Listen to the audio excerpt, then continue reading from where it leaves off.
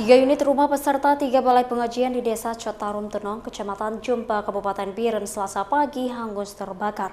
Kebakaran terjadi saat pemilik rumah sedang tidak ada di rumah. Kebakaran 3 unit rumah dan 3 balai pengajian milik Tengku Ridwan Usman, pimpinan Dayah Madinatuddiniyah Babus Sa'adah, terjadi sekitar pukul 11.30 waktu Indonesia Barat Selasa pagi.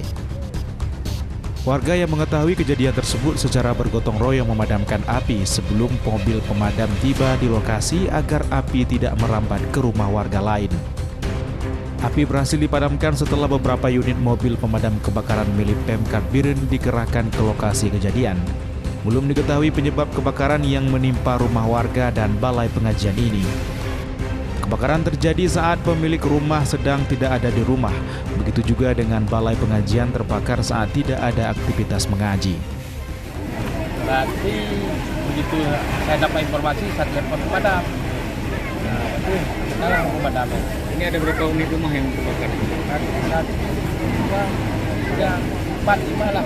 5 sama balai pengajian? Ya. Langkah yang ditangani sama masyarakat tadi bagaimana? Berarti kerjasama gotong royong. Tidak ada korban jiwa dalam kebakaran ini.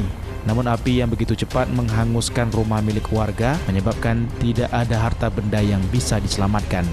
Warga berharap pemerintah membantu meringankan korban kebakaran. Dari Kabupaten Biren, Musriadi, iNews melaporkan.